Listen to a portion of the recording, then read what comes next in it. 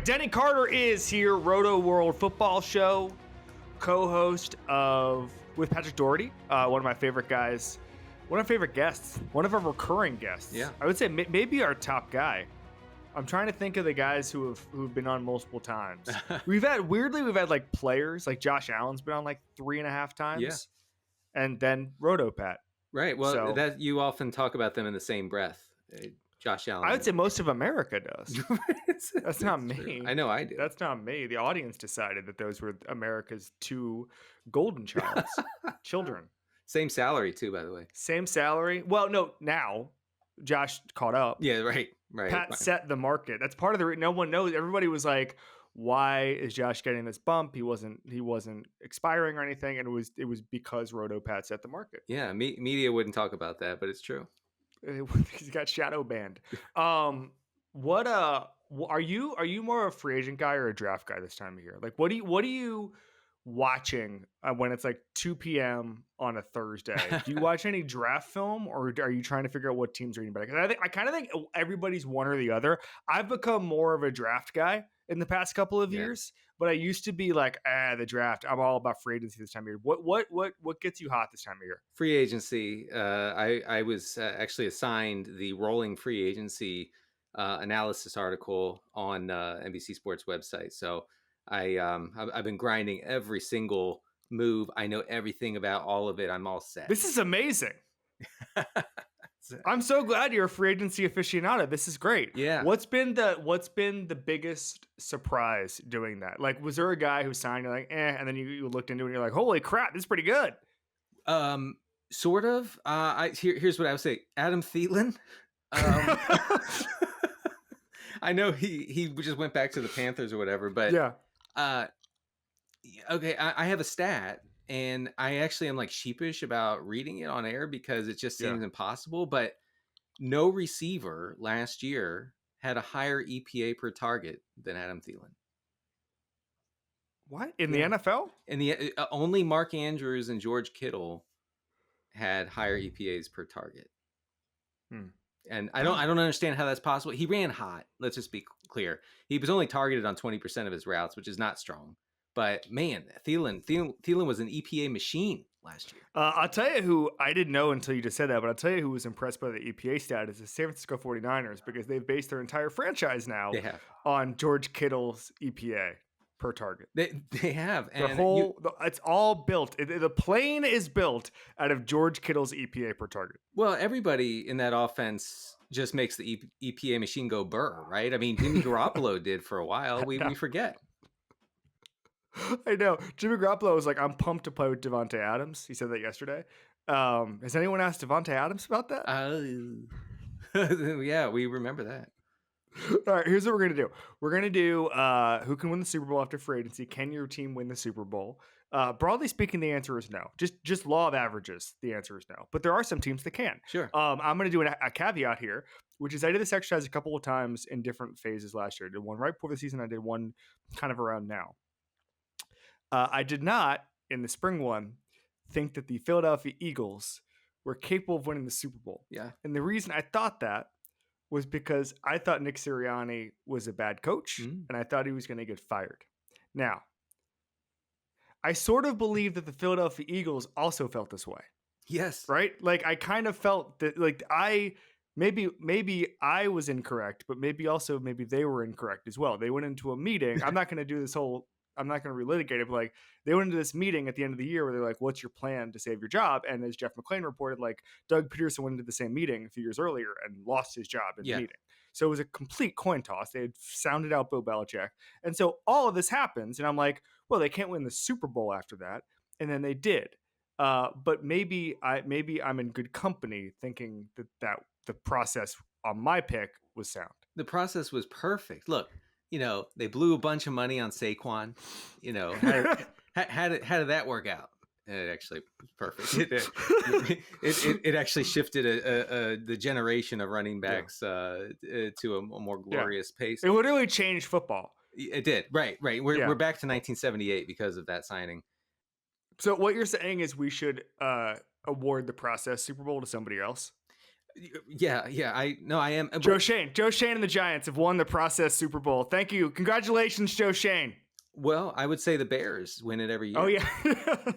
They are hang the banner for free agency for the Bears.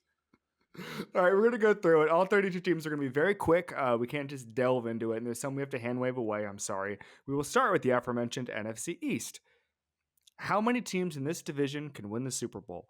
I'm going to go with 2. Okay. Because I do believe the Washington... by the way, just so you know, I do in fact believe the Philadelphia Eagles can win the Super Bowl this year. Well, yeah. This is a brave stance. They lost Milt Williams, who I thought, as I went along, I was like, oh, I forgot in my process they have Milt Williams. So now they can win the Super Bowl. Right. They've lost Milt Williams. No, the Eagles that can win the Super Bowl are probably the NFC favorites. By the way, I went on TV like 2 weeks ago, and I said that the Eagles are probably not going to be a dynasty. And all these Eagle fans were like, I can't believe you're a hater. I'm like, what just happened? I feel like you are kind of a hater, though. I mean, you said last year they're not going to win. They're not a Super Bowl contender. Yes, and now they are a Super Bowl contender, but they're not a dynasty. No dynasty. Well, they also see this. I don't want to get in. I don't want to get yelled at. No. I don't want to get yelled at by Eagles fans in March. Like it comes later, you know. There seems to be a strain of Eagles fan who think that Jalen Hurts is now on like the top line of NFL quarterbacks. And I don't believe that to be the case. And so I went on TV a couple weeks ago and I said there's still quarterbacks better than Jalen Hurts. Definitely. And real people, not bots, not just real people were like, well, he's better than Burrow and Allen because he won a Super Bowl. No, this is happening. This is out there. This is on the internet. Yeah. And I don't know what to tell these people. I mean, I will say if they ban the tush push, it changes Jalen Hurts' prospects, yes. for fantasy certainly and in real life. Yeah, for Saquon. It's the most unstoppable play in the history of the game. And so you take that away, it really does change the contours of the Eagles offense and obviously for fantasy purposes. But with that unstoppable play, I feel like, he is elite, but not top 3. And he's top 10, comfortably top 10. Well, and you can win a Super Bowl with comfortably top 10. Top 5. Top 10? I mean, that's conservative. All right, so let's do it. Okay. Mahomes. Yeah. Allen. Lamar. Burrow. So no one else. You're saying Jalen Hurts is 5. You're saying there's no other human being that can possibly be. Yeah. Who else who would you throw in there? Well, let's go through the candidates here. CJ Stroud. Justin Herbert. Jaden Daniels. Jordan Love. I'm just listing people. Yeah, I'm not saying. I'm just an exercise. Matthew Stafford. Dak Prescott. So I could see the argument for 5. Okay, Jaden Daniels I might throw in ahead of Hurts. But no one else. Certainly not Stroud or Love. No, not Herbert. I wouldn't do that either. So I guess you're right. I guess I said comfortably top 10. I didn't mean 9. So yeah. Yeah. Look, I'm glad we did this. Yeah, Eagles fans, you can thank me later for tamping down the hate. Wow, we got to process Super Bowl on the air. We just figured out that Jalen Hurts is a top 5 quarterback on the fly. All right. And also, by the way, there's going to be fans in the comments who are going to be like, well, what about Brock Purdy? What about Kyler? Just no. What about Tua? If we didn't name you? Yeah, I thought about throwing out Tua. This is kind of a bit. What about Daniel? What about Colts Daniel Jones? No one's talking about him. Yeah. By this time, Russell Wilson is meeting with the Browns and the Giants, which, you know what's a good sign? When you're as a quarterback taking meetings. The more meetings, the better. The more meetings, the better. Everybody else gets like a, it's $400 million extension like every offseason. Immediately, within 15 minutes of free agency starting. But you have to have 25 meetings. You have to go pitch. You have to go a little pitch deck. All right. Are the Washington Commanders on your Super Bowl list? Yeah. I think the Tunsil trade is pretty big. I agree. So the one thing that stuck out to me about Washington, super aggressive on fourth downs, as you know. Really excited the analytics geeks, including myself. But they ran unsustainably hot. They converted 82% of their fourth down tries last year. That's the highest in the league history. No one has ever been close to that. So you have to imagine that doesn't hold going forward. But Jaden Daniels is really good in those situations. Yeah, and we'll see. Like I what I like is that they're not. I said this with Graziani the other day, but like they're not gonna stand pat. Like they got a quarterback, and they're getting aggressive, trying to win now. Well, and this is the window. They know this is the window. This is the window. This is the window. And sometimes you swing and miss. Like there's a 25% chance Debo is just a complete zero, but there's a 50% chance he's fine and he's a demon blocking and he helps them. And then there's a 25% chance that he's just Debo again, in which case they might win the Super Bowl because of that. Absolutely. All right. NFC North. This is a tricky one. I'm going to go with 2, the Lions and the Packers. I think that the Vikings might be able to with J.J. McCarthy, but I also don't know who the quarterback is going to be. I'm not going to put them in there until I know who the quarterback is. I also think that charitably, I think there's a pathway, like an extremely narrow pathway the Bears could be good. Their Super Bowl is like two years away or something like that. Is there any other case to be made here in the NFC North right now? So I would say 2 from the NFC North, but I would not say the Packers. I would say the Vikings. I would say Vikings and Lions.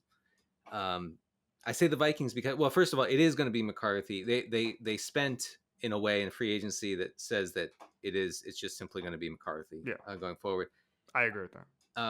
I am of the mind, I talked about this with Pat on the Roto World show the other day. I'm of the mind that Sam Darnold is going to look horrendous outside of this quarterback friendly system in Minnesota. And I think that JJ McCarthy is better than Sam Darnold and will be good in this system. Way better than Darnold. I agree with that. I thought, and not to do this again, but like I thought that he just needed to play. I just dropped my pen. I'm so excited about making this point again. He needs to play football. JJ McCarthy needs to play football. And so getting a bunch of reps in preseason and all that stuff. Graziano said that they thought that Darnold was way ahead of him in training camp. But that's in training camp. Like we hear those reports all the time where it's like, oh, Tom Savage is the clear number 1 in Houston. Yeah. And it's like by the end of camp, it's like, okay, he's not anymore. Yeah, he's not. Please leave the property, sir. But that tends to happen. Like rookies have to make huge strides. Like what was the thing? Wasn't Drake May behind Jacoby Brissett last year and then Joe Milton for a little bit for like a week? He was third. He was QB3 on the depth chart. Yeah. And then he turns out he's amazing and they're building their entire franchise around him. Anyway, point being is that I think that J.J. McCarthy can make huge strides. I think there's a path. I just wouldn't put them on the top list. They're on the first cut in golf parlance. I feel like the additions to the interior, both defensive and offensive line, I feel like last year they created so much good game script for Darnold, and Darnold needs that. Like he cannot play from behind. And McCarthy can benefit from the same thing, and I think just be better. That defense, that Minnesota defense could be freakish this year. Who would you rather, if you're an owner starting an expansion franchise, who would you rather have as coach, LaFleur or O'Connell? Oh man, I love LaFleur. I was all in on LaFleur after what he did with Malik Willis during those 2 starts, because he was like, look, we're not going to just lose these games. Like we're going to actually try to win. And that's not something you see from a lot of coaches. No. Like Mike McDaniel doesn't really do that when Tua's out. He's just like, okay, we'll just try to get lucky. So I guess I'd go. McDaniel has never. I think some of those games he just wasn't even there. No, I know. Where's Coach? Where's Coach? He's home. Yeah, he didn't show up. We don't know where he is. He was like, okay, like we don't have Tua, so good luck, guys. But with the Packers ran like the run heaviest scheme in modern history with Malik Willis, and it worked beautifully. I do feel like LaFleur probably by a little bit, although I do like O'Connell a lot. I'm going to go LaFleur too. But having said that, we talk about Malik Willis and how great he was under LaFleur. I know. Kevin O'Connell made Sam Darnold look amazing for 17 weeks. You're right. So it's closer than I mean, give it credit for. I'm going off Florida by a hair. It is very close. And NFC South, dude, I kind of think the Bucs are pretty good. I think that the Bucs. My take on the Bucs is that I always treat them. Like, I feel like I treat them like a substitute teacher, right? Where I'm like, all right, I'm just waiting around for the real NFC South champion, and they're never coming. Like, the Falcons are never getting any better. The Panthers are a year away from whatever they're trying to do down there, and I think they're taking strides. And the Saints are in. I don't even know what's happening with the Saints franchise. The Saints is so not a real. Yeah, it's not a thing. And so, the Bucs are going to win the division again. Yeah, I'm going to give them credit, but also like as a franchise, they're just solid. And Jason Light's a really good GM who handles his business, and people seem to want to play there. And I kind of feel like, looking around, and I was like, well, who could be the next Eagles? And I kind of think, okay, well, who's good in the trenches and has solid defense and athletes everywhere? And there's a couple of examples that I could give, but one of them is the Bucs. Like, they're not that far away from everybody being like, oh, like we saw this with Atlanta Brady, where it's like, oh crap, their roster is stacked. Yeah. No, I'm with you. One thing I'll say about the Bucs, I feel like they need, as a franchise and as an organization, and as a fan base, they need to de-emphasize the Mike Evans 1,000-yard thing. This is taking on a life of its own. It's too much at this point. Like, if he gets 1,000, great, that's awesome. Yeah. But like, your whole season can't revolve around getting this guy 1,000 yards, and that's what it's been. I was just watching a clip of Chris Chelios, I want to say. Apparently, Mike Babcock, the former Red Wings coach, he would just bench people when they had milestones, just to let everybody know he was in charge. So, like, I think Madonna didn't get to some milestone in his last game. Either it was appearances or goals or points or something like that. And Babcock was like, we're just going to bench you instead. That's actually better. Just being like, we're actually going to make you a healthy scratch is better than let's build the entire game around you getting this. I understand. I'm going to sound like a curmudgeon. I'm going to sound like the most miserable man on earth. And maybe no, you do. Trust me. By the way, they did make the playoffs last year. They can go 2-15. Okay. So I'm pro Bucs in this situation. Okay. Continue. But the fact that the players are running around the field celebrating what looks to be a Super Bowl when Mike Evans goes over 1,000, which is not even that much. 1,000 yards is not that much. It's not a big deal. Why are we doing this? It's way too much. I mean, it should be like, okay, you get to keep the ball, but let's keep playing. Okay, I like that. I didn't see that coming. The Bucs are not real. The Bucs are not winning anything. Come on. I completely disagree. I think that they're going to be better than you think next year. All right, they're going to be a Super Bowl contender for like. There's going to be a week where everybody's like, "Here come the Bucs." Panthers win the NFC South. Calling it right now. I disagree. Okay. That's wrong. I just don't know what did you like their free agency? No, but Bryce Young's good now. Did you miss that? Baker Mayfield is as of right now better, and they have a better roster. Yeah, that's true. This is like the Jalen Hurts thing. I just changed your mind in real time with facts. Facts and logic. We're like the this is the football version of the Sam Sater video where we're just sit in a circle, we just yell at each other. And it's like, we should have the people like raise their hand if they've changed their minds too. I'm not really sure what's going on in these videos. I haven't watched any of them, but I think I got the gist. Yeah, they're tough. They're a tough watch. As is this.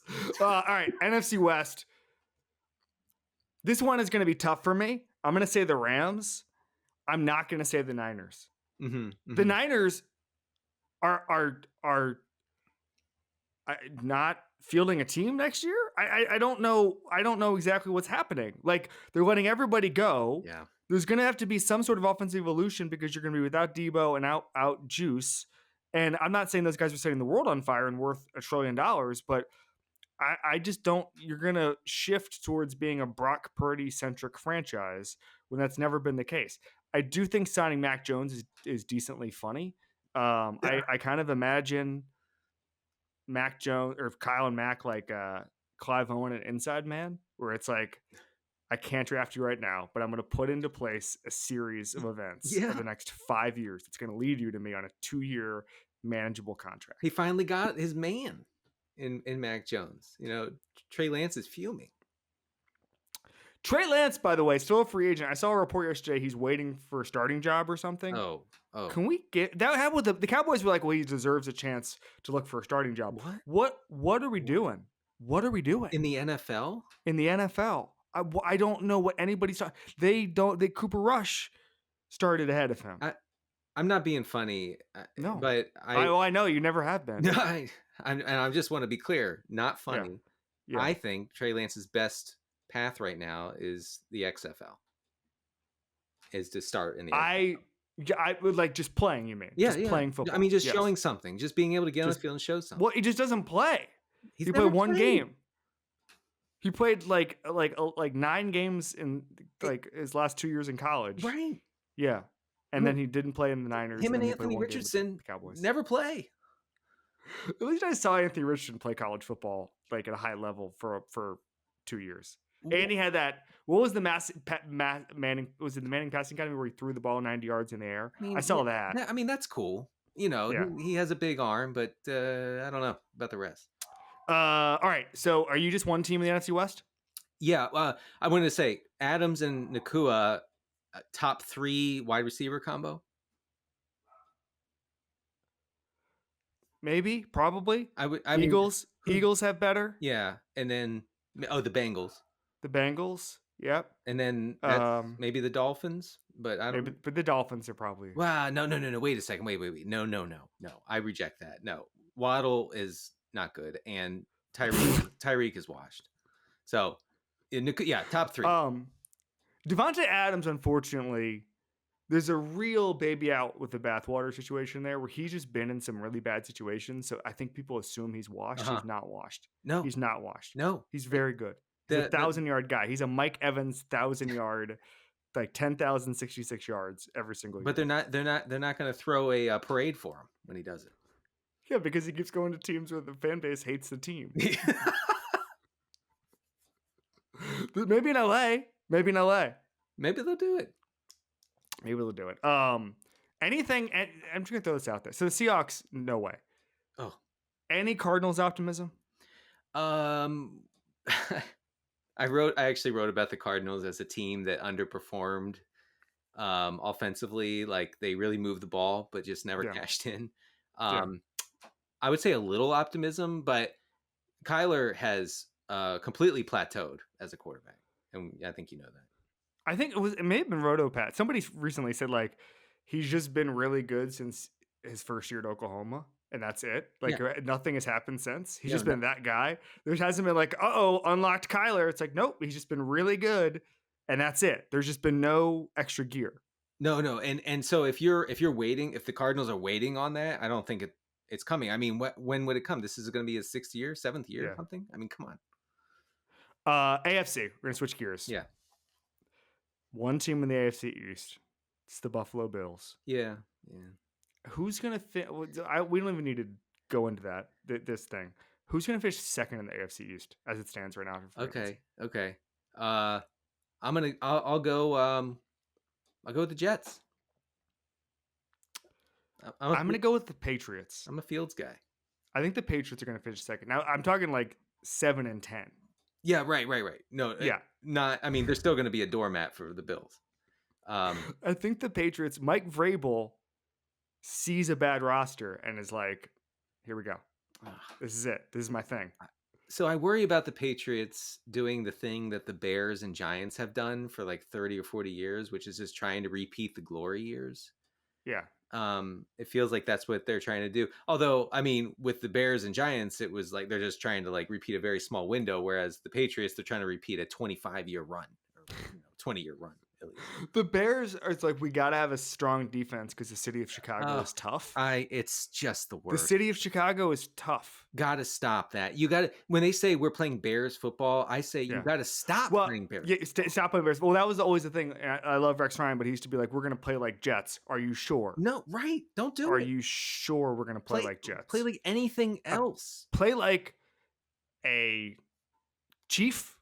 Right now, if you said we're gonna be a Chief, right? If Aaron Glenn said that, would be like, great. I know what that means. Excellent. That sounds good. You know, we're gonna be an Eagle. That's what coaches should do. Instead of being like, what, you know what we're going to do? We're going to play Bears football. No, we're going to play Lions football. Let's play Lions. Right. Football. Bears football is terrible. By the way, Dan Campbell doesn't go around saying we're going to play Lions football, does he? Unless I missed that. Probably he can say it now. Well, he could say it now, but like he didn't before, say it. because that would have stunk. And what did that even mean? What did that even mean? What it usually means with NFC North is we're going to win 9-6. Right. And having said that, in the NFC North, the Packers win all the time by having a guy who throws for 7,000 yards every season, and they have since 1992. So, like, is it really NFC North football? Now, it's NFC North football to go 8-8 with a running back who gets 1,600 yards, right? Right. But the winner typically is the team who plays in sub-zero degree temperature and passes the ball over the place. But now it's the team that plays in the dome and is hyper aggressive on offense. Jared Goff. So there you go. There is no such thing as NFC North football, is what we just got into. No such thing. And if you think that there is, you're thinking back 40, 50 years. This was a debate about the Patriots. It was. I don't know. I feel. What did they add in free agency? Milt Williams. Okay. Well. No, I have it right here. They added. I mean, they didn't add any receivers, right? Oh, they added Matt Collins. No, they added Matt Collins. Oh, stop. Matt Collins, by the way, per the spreadsheets, maybe the worst receiver in football. I'm just telling you what the spreadsheets say. So one thing I want to say is that my understanding is the Matt Collins barefoot bit is real 24/7. 24/7. It's exhausting. I have a buddy who is in those circles, and they were like, hey, we should bring Matt Collins to dinner, and somebody was like, well, he's not going to wear shoes. And he was like, really? That's 24/7? Can you imagine how much YouTube that guy watches? Here's the deal. Here's the Patriots. Milton Williams, 4 years, 104. Carlton Davis, Harold Landry, which I don't even like that signing, but I'm going to give that to Vrabel. Vrabel wants it. Robert Spillane, Morgan Moses, Matt Collins, Josh Dobbs, the Pastronaut. He's going to get 2 years, $8 million. There you go. Austin Hooper re-signed. Yeah, see, this re-signed. Austin Hooper was on the Patriots last year. I know, because when I rostered Hunter Henry in fantasy and I saw Hooper catch one, I'd be like, oh yeah, there we go. And it was Hooper, not Henry. AFC North. Ravens can win the Super Bowl. The Bengals can win the Super Bowl. Yeah. But against the wishes of ownership. Like on accident. Well, it's a major league situation. It is. It's barely. I saw someone put up a clip of an old Hard Knocks episode. Did you see this? Somebody put it up last night. It was the Bengals had Hard Knocks, and Andre Smith was holding out, and the Brown family was acting through these negotiations to the Hard Knocks cameras as if Andre Smith wanting a normal NFL contract was the most offensive thing they've ever seen in their life. Literally, Katie Blackburn, who's there, she's owner's daughter, was like, it's crazy. You try to give them millions of dollars and they say it's not enough. And it's like, well, like that literally they think it's like the Mike Evans thing. You should be able to give them every player should make over $1 million and then they should accept it. Oh my Like Joe Burrow should make $1 million and 1 cent. And then, oh, I'm a millionaire. I think that's sort of how they view it. Yeah. I don't know if they should own an NFL team anymore. It's not Rotopat money, but it is a lot. It's not. All I understand is if you're the Brown family, and I don't think there's a percentage you have to own in order to be a majority owner. Majority, yeah. Well, no, I mean, it's not like, I don't mean 51%. Like you can only dilute it so much. And I don't know why. So let's say every NFL team is worth $5 or $6 billion. I don't know why being a bad owner is more fun than having billions of dollars. I don't either. I mean, also just have fun with your money. Yes, or use the funds that you make to pay your players. You're never going to run out. Oh. You know, like just spend, man. I mean, it's your fantasy football team. That's how Jerry treats it. Well, Jerry doesn't spend either, but in a different bucket. I know. Hey, the Steelers with Aaron Rodgers are going to do what? He didn't sign while we're talking. Right? No. Okay. No, but I'm just saying, right. if he in the hypothetical, Aaron Rodgers to the Steelers, they went 10-7 last year. Are they on our Super Bowl list? No, oh God, absolutely not. I think that I think that they actually could like push for maybe a postseason spot, but Yeah. no. They're not. They're not like a real contender at all. Okay. The Browns are going to lose a bunch of games again, right? No. I don't even understand like how they're gonna win like more than 3. I mean, Well, it depends what Russell Wilson told them in their meeting. right. That's a bad roster. I feel bad for Myles Garrett. Aging, Yeah, like aging roster that missed its window. yeah, missed it. Yeah, completely whiffed. Here's the thing. I love Stefanski. I think he's a really good coach. Me too. AFC South. Is anybody on this? Like the Texans don't seem to understand that they should be contenders. Okay. So Stroud not great last year, pretty bad in a lot of ways. I guess if they can give him better protection and his receivers are not injured the whole year, maybe it changes. And the defense should be really good. So I don't know if I can say they're Super Bowl contenders. They're definitely going to win that division. Sheldon Rankins signed Darrell Taylor, Laken Tomlinson, Braxton Berrios, 1 year, $2 million. There's a guy that he's gonna have no fantasy relevance whatsoever. Great Re-signed Derek Barnett, traded for Christian Kirk, traded for Chauncey Gardner-Johnson. I like the Kirk. I like the Kirk acquisition. Do you have strong feelings? No, I think it's fine. Those kind of guys, yes, good locker room guy. Everybody seems to like him. I mean, that's decently fine. Traded Tunsil, Kenyon Green, and Shaq Mason. I kind of feel like I want to say this quickly.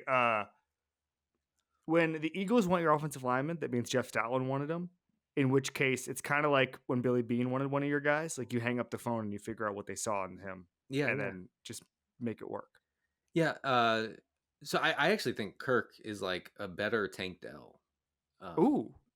Because I mean they're hedging with Tank Dell with that signing because who knows when he's going to come back or if he's going to be okay, whatever, long term. But Christian Kirk is like one of the few guys who can like go deep from the slot and like be relatively successful, efficient in those situations. I think he's a good fit. AFC West. This is the most interesting one to me.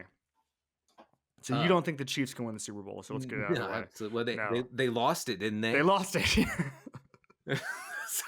So it'd be funny if last year you flipped it. Like if the Eagles lost in the Super Bowl, and I was like, see, not even good. Yeah.